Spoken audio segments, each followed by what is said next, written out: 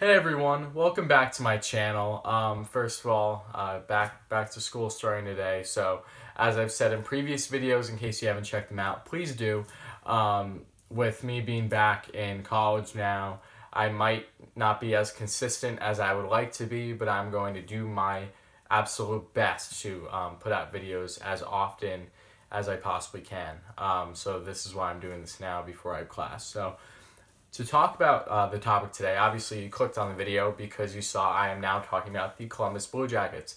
Blue Jackets fans that see this, please don't get offended by the Panarin jersey. I'm just an innocent Rangers fan who loves him and appreciates him just as much as you did when he was on your team. But he was obviously the best thing that I could put out for this video too. I don't have anything Columbus-wise like paraphernalia, whatever. Same thing with a lot of other NHL teams, and I hope to get better at that as my channel continues to grow. But overall, let's talk about the Blue Jackets. Obviously, they beat the New York Rangers yesterday, 2-1, scoring in the last 30 seconds of the game.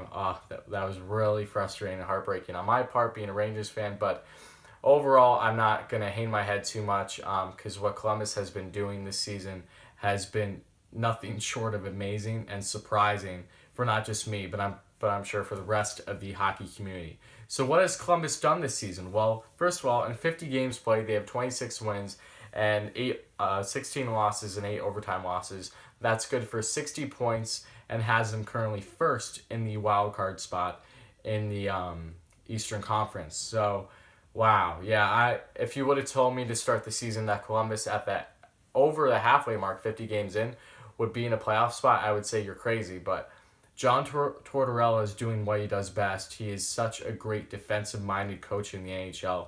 And if Columbus continues this run and makes playoffs, he absolutely deserves the Jack Adams Award, or at least should be nominated as one of the runner-ups, because he has been fantastic for this Columbus Blue Jackets team. He really has been overall since coming to the Blue Jackets years ago after having a short and not so great tenure with the Vancouver Canucks. But if you look at his resume, that's really the only time that he really had a hiccup in his coaching career as a head coach. Besides that, he has been very strong and known for the defensive mindset he has, and he brings it wherever he coaches. So let's break it down. Columbus is currently on a 5-game winning streak.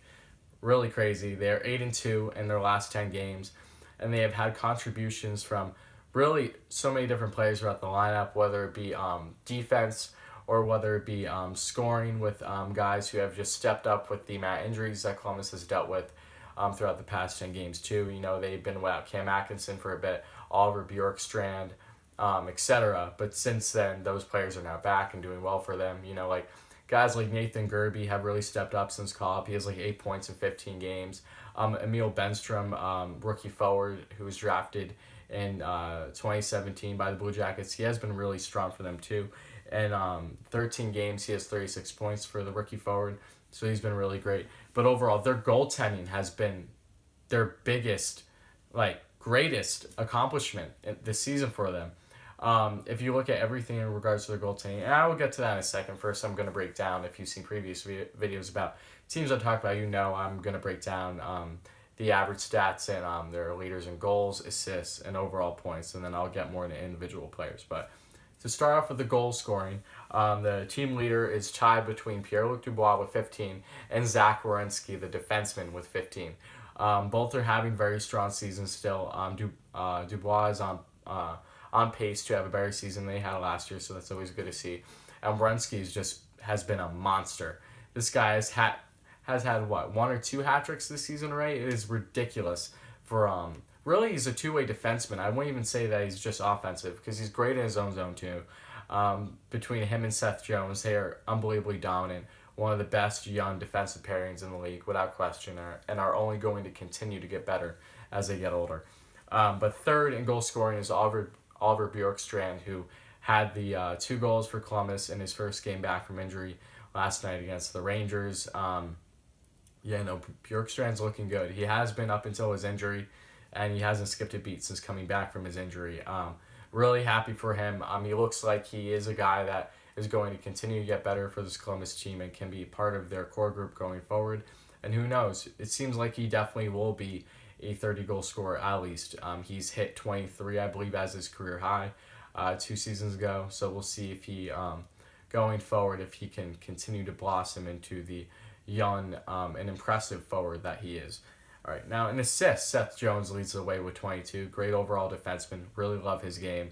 And wow, that trade still looks great on their part, giving up Ryan Johansson. And Johansson has been solid for Nashville for sure, but it really has worked out for both teams. But I would honestly say that it's worked out better for Columbus, given just how good Seth Jones is.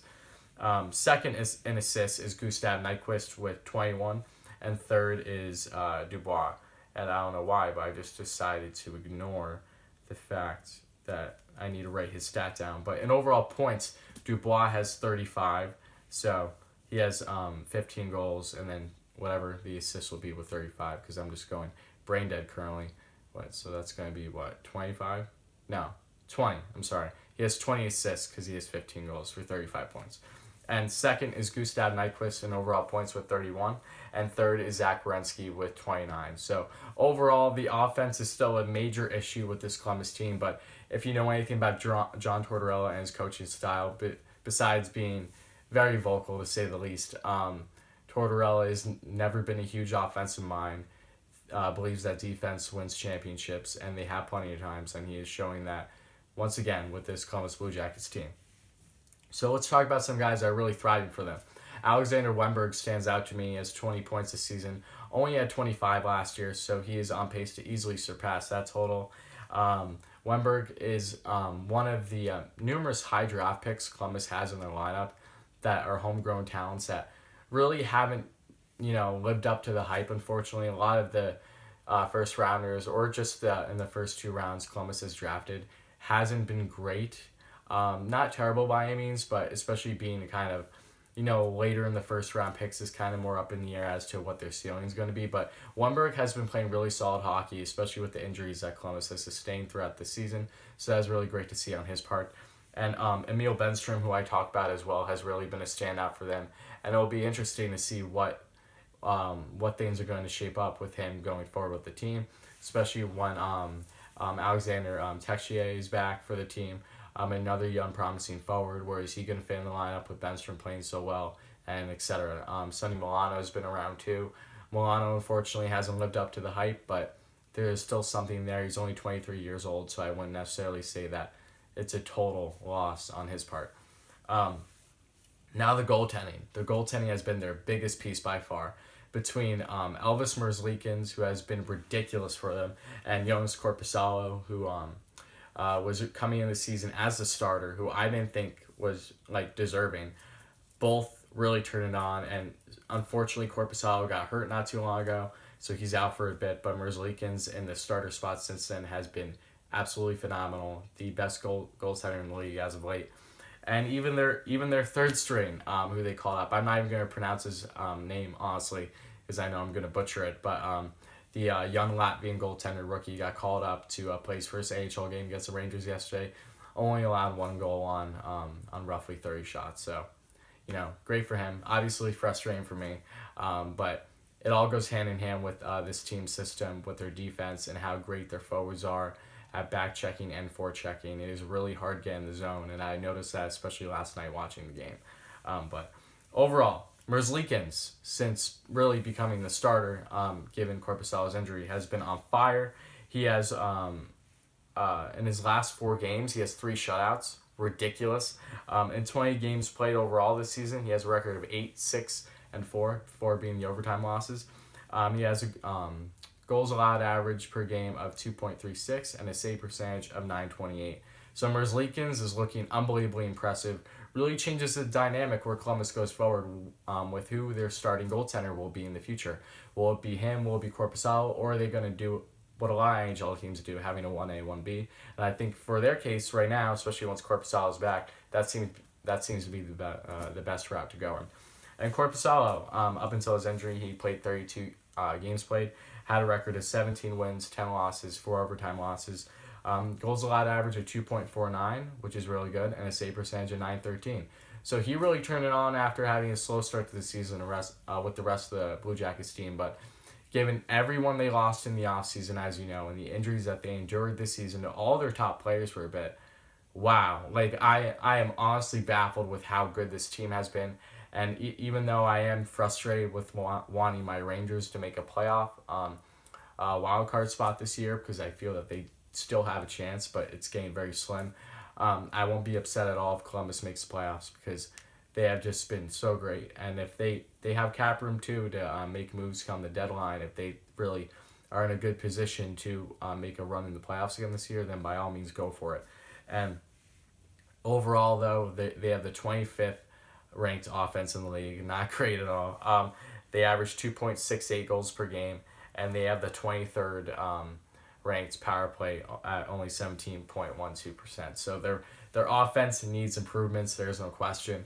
It looks like they have a strong chance of making playoffs as long as they continue this run. So if they are smart, and I know they are, they should definitely make some moves if they can.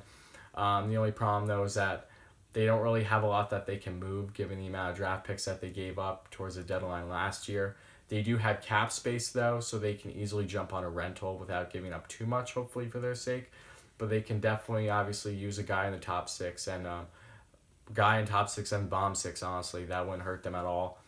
Their defense has looked fantastic, though, so I really don't think that they need much improvement there. They currently have the second-ranked defense in the league, which is amazing. It all goes hand in hand with Torts' coaching, the forwards, and how they've been forechecking for them, making it so difficult to get in the zone for the opposing team. They average to give up 2.54 goals allowed per game. That is awesome. And they have the 10th ranked penalty kill with 82.35%. So overall, those are all the stats. I want to throw those all out there for you. Let me know if you think Columbus is going to make the playoffs this year, and if so, what can we expect from them? You know, this is a team that went into the season, had the rest of the NHL thinking that there was no way they would be in a playoff spot at this point in time. No way that their goaltending would sustain with having all these question marks throughout the lineup, and they are proving everyone wrong and doing it fantastically. And I am honestly very happy for them. If you've seen in previous videos when I talked about the Metro Division, go check them out if you haven't. I was talking about Columbus and saying how for sure they are not making playoffs. Don't trust Korpisalo as a number one, all these things, and they have proved me wrong every step of the way. So it's an easy pill to swallow, knowing that I want them to succeed at the same time. I'm a huge John Tortorella fan, given from his time when he was a coach for the New York Rangers a while ago, and overall just is really impressive seeing the run they're on. They remind me quite a bit of the Carolina Hurricanes last year with their bunch of jerks movement. You know, really just proving everyone wrong and went on a pretty good run. So we'll see what Columbus has in store for the rest of the season. Like I said, if you think they're going to make playoffs, let me know in the comments. If you're a Blue Jackets fan, let me know what you think about my input, if you agree or disagree on anything. And yeah, that's really about it. I should be back. If not tomorrow, then definitely the next day. I'm going to try to make another video tonight so I can post it as soon as tomorrow. So thank you all so much for watching. I appreciate it. Subscribe if you're interested in this kind of content. Like, all that great things. And I'll be back again in a little bit.